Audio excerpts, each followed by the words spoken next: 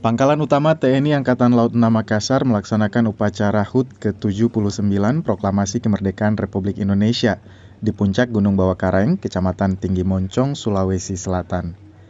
Dalam pelaksanaannya, Lantamal 6 Makassar menurunkan 30 personil yang dipimpin oleh Letkol Laut Daimon Pertama Yusuf yang akan mendaki ke puncak Gunung Bawah Kareng yang tingginya mencapai 2.845 meter di atas permukaan laut dengan cuaca ekstrim, tak menentu, serta jurang terjal yang dilewati.